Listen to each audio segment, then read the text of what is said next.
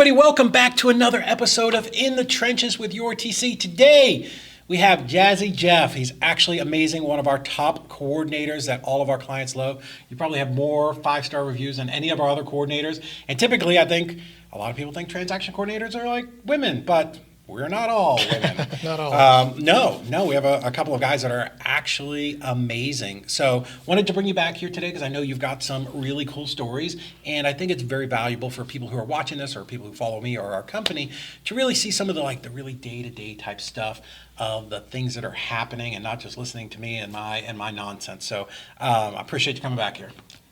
Cool. So you got a good story. What?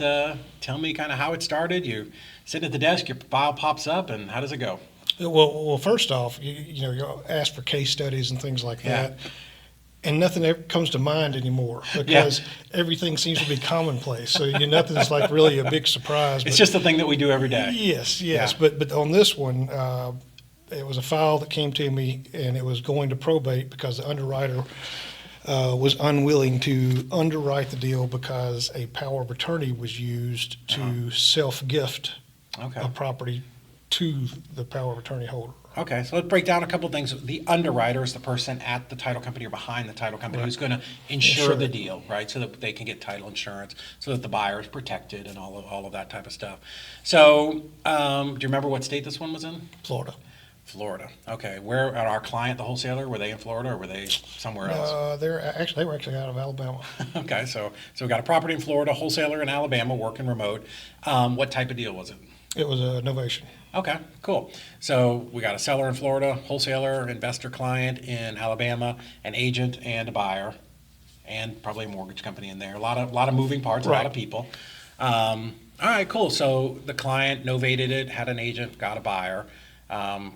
And then, so we gathering up everything together, and then let's talk about the seller.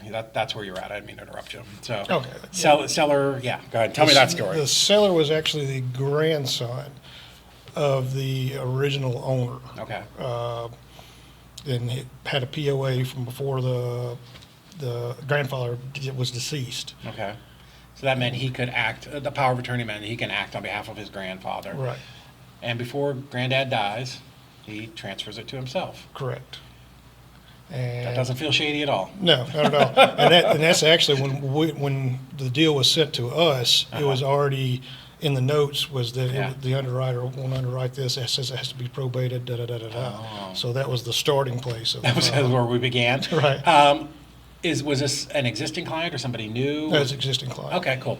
And so we can definitely talk about this, but probably the wholesaler, our client, let the agent pick the title company?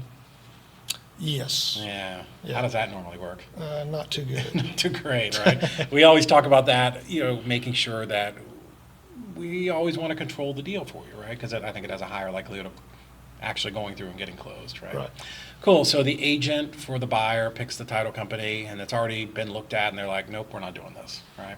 Cool. So what do you do then with this pile of dog shit that you've got to try to get our client paid? Yeah, and actually I was new enough at the time that I really didn't know, but I just started digging. Yeah. Found out what title company conveyed using the POA, conveyed it to the grandson. At least he did. At least he used the title company. He didn't go to Staples and do a quick claim deed, right? Yeah. I think I was kind of surprised about that actually. But I spoke to them, and of course they couldn't help. And I was actually trying to vet them to see if they would close this other deal. Yeah, right. Since they did the first part. I think they might actually have used the same underwriter. Okay. So it was, said the deal's dead. It's dead. But in speaking with them several times, I found out the attorney's name who wrote and executed the power of attorney. Got it. Okay. So I feel like you're just like pulling on this string, just keep pulling back till you can get to some resolution, right? Nice. So you talked to that attorney and like. Well, yeah, I tried to talk to him several times. Then the seller had to talk to the attorney, give him permission to actually talk to me. So. Okay. I think that's a common thing with attorneys. Yeah. I mean, just but they the attorney was adamant that he wrote the power of attorney because that's what the grandfather wished, and that the underwriter was misinterpreting. And he actually went over line by line with me. It's very detailed, right? Yeah. Very detailed. Yeah. Okay. He was not going to be proven wrong. Right. Yeah, I think we actually came up with a word for the week that day. It was called clarity. Oh, really? That's what I put in my notes. I said Clarity. Spoke to attorney, received much clarity. Nice. Okay. So you get clarity from this Right. attorney. You go back to the underwriter. You're like, here's what the attorney said. What's the underwriter say? It didn't matter what the attorney said. Okay. So what I ended up doing was talking to the attorney again. He agreed to speak with the underwriter. So I connected them through email. And how did that email? Were you involved in that back and forth? Yes. Was that entertaining to read? It was great. It was great. The attorney laid out a letter, said if he was in a court of law, this would be his testimony. Wow. And, he basically said that was the grandfather's wishes, that this grandson receive everything, and the underwriter was misinterpreting the power of attorney, just went straight through it. Okay. Did the underwriter want the attorney to sign anything before No, closing, he like actually didn't. indemnifying them or anything? No, did not. After that letter was written, That was the end. it was a few days later, the underwriter agreed to. Yeah. So Yeah, interesting that closing you got insurance. past the title agent at the title company and got to the underwriter. That's pretty good. Like that's definitely taken the next step. But I think it's important for people to understand about powers of attorney, because I think that's really something that kind of people confuse along with memorandums and notice of contract. Title companies don't love a power of attorney, right? They're always initially going to be very skeptical about it. We have our title company where we're licensed in 6 or 8 states, whatever it is. But the title company looks at a POA and says, okay, why did the granddad not sign this? Right? Because the title company, they're going to issue title insurance and they're going to stand behind this purchase. Do you remember how much this one was being sold for? I do not. It was probably around $250, somewhere in there. So that's a lot, Right, right? $250,000. As a title company, we maybe get paid $600 or $800, Right. but I've got to stand behind this $250,000 purchase. Where if it goes sideways, I'm on the hook for it, Right. As an owner of our title company. So I get why they're always a little bit cautious. But I get it, and this one was a little weird too, because the person who had the POA, they gifted it to themselves, right? They literally. So I definitely get that would look like fraud. Yeah, 9 raise out of red 10. flags. 9 out of 10 times. You got the one though where it was all Right. legitimate, which is great. And we should always look at things and try to be optimistic and positive. Yeah, But I think I was just new enough at the time. yeah, well, you were optimistic. Now you're like, that motherfucker, he's stealing. He stole from some other heirs there, right?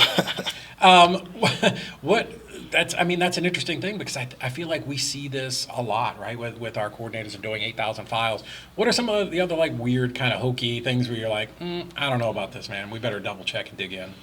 On the seller side or on just in general? In general, but I feel like there's a lot of sellers and heirs who are trying to cut other heirs out. And Yeah, weird well, I stuff. just got off the phone with one. Oh, really? Okay. Yeah, he is the, let's see, he has had 3 siblings.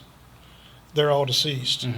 And according to the Are they will. really deceased, though? Yeah, Okay. they are deceased. And he actually was with his mother when she wrote the will. Okay.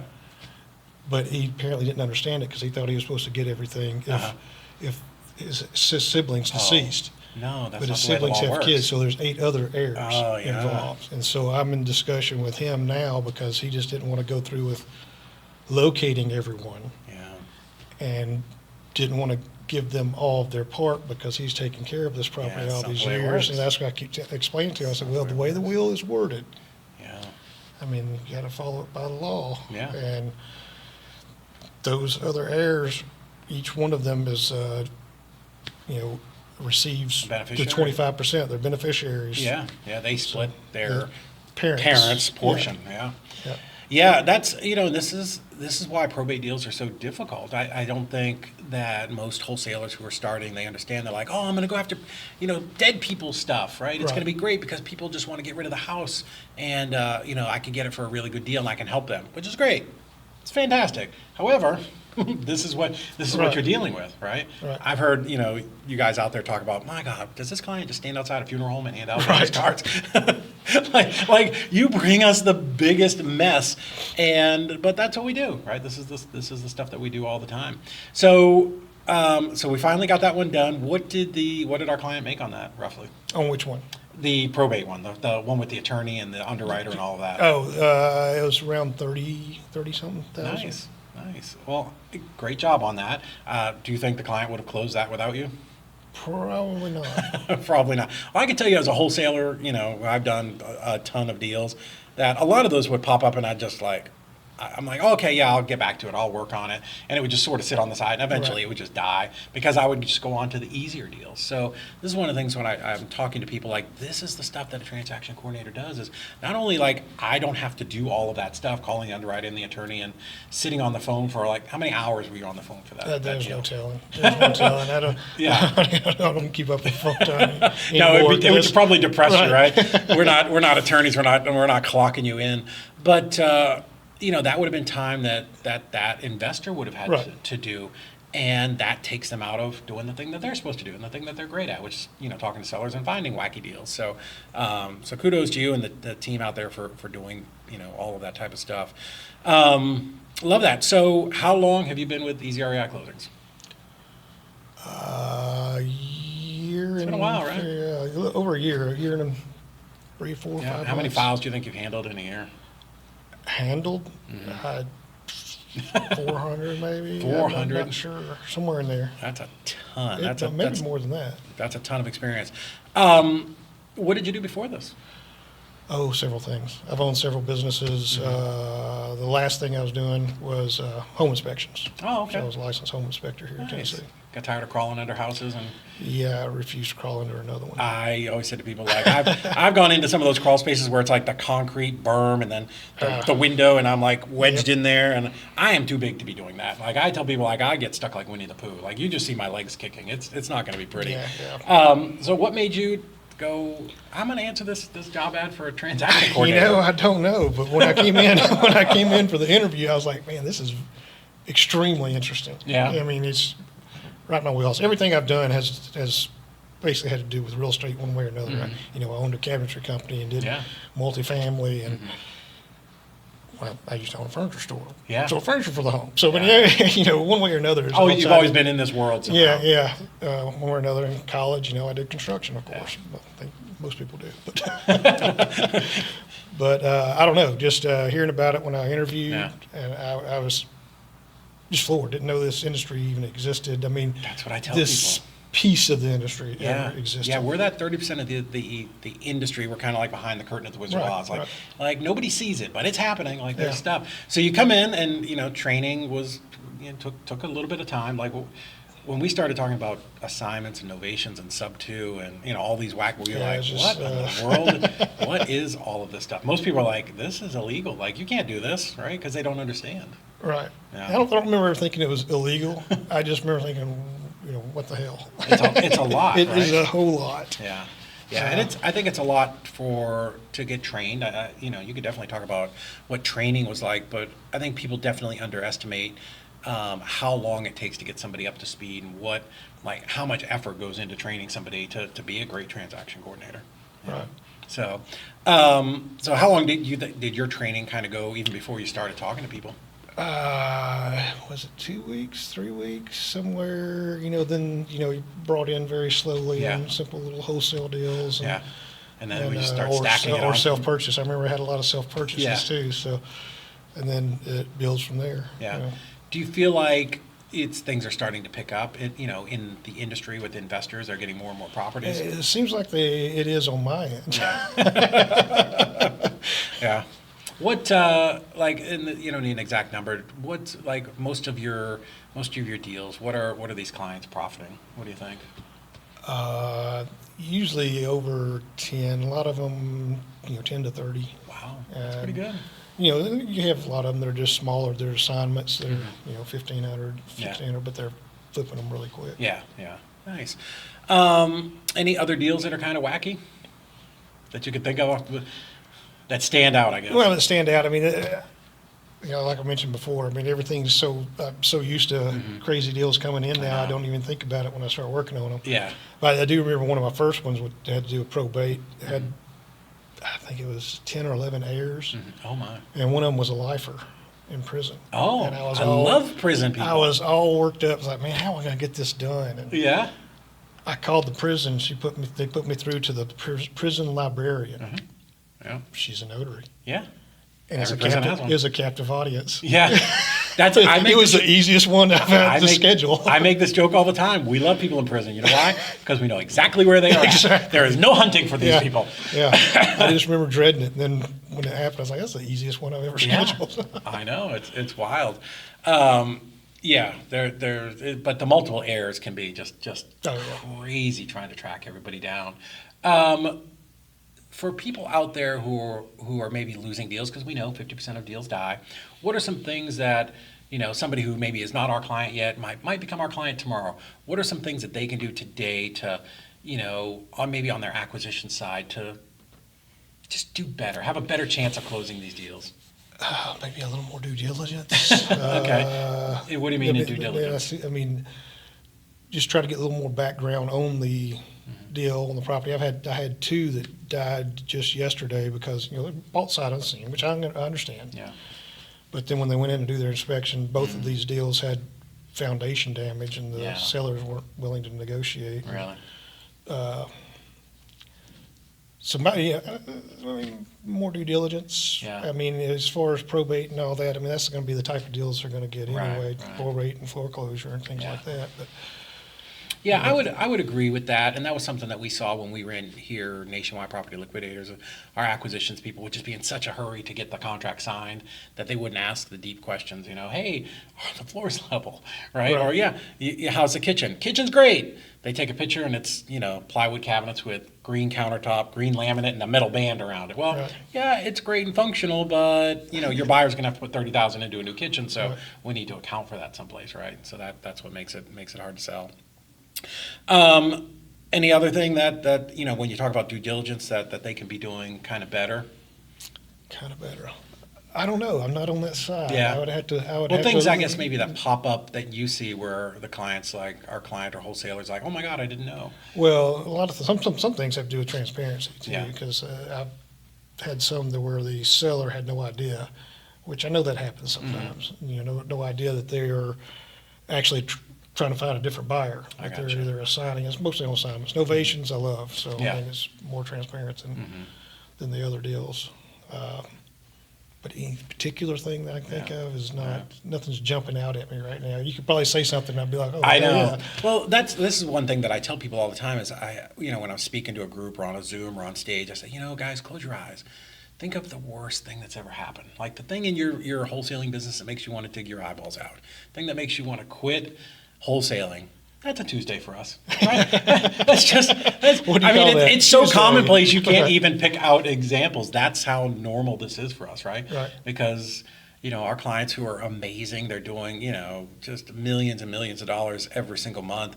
And they go out and just find wacky, foreclosure, bankruptcy, bad tenant, and they take all those things and they throw them into a blender sometimes, and it's like 52 pickup. You're like, what am I going to draw today? Right. Yeah. Where do I start? What are the four things that somebody's gonna do wacky stuff about, right? So, well, cool. Yeah, I guess I guess kind of to wrap it up, any advice you have for wholesalers out there who are, thinking about working with a TC or, maybe thinking about us? Hire us. It'll free up your time for acquisitions and dispo. You don't have to get your hands as dirty. Yeah. We do all the background work and get you to the closing table. I think, and that's, for us, again, when we ran our company, that's why we brought in a TC. That's why Heather came in the very beginning, was because I don't like doing this stuff. It sucks. Right. Like, I'm great at the stuff that I'm good at, but I do not want to sit there all day and do paperwork. Right, it's time consuming. I can do it, but I don't like it, and it's just not the part of the day that gets me kind of all jazzed up. So having a good transaction coordinator is amazing. Having you guys and seeing how hard you guys work for our clients is just it's unbelievable. And that's why we have just pages and pages of these reviews, and you have so many where we've been able to help them get these deals closed and make sure that $30,000 goes into their bank account. Right. Cool. All right, man. Appreciate it. Thank you so much. Thank you. All right, guys, that was another episode of In the Trenches with your TC. This is Jeff. If you would like him closing your deals, make sure that you go to ezREIclosings.com. Let's jump on a quick call and let's see if we would be a good fit for you. We'll see you at the closing table.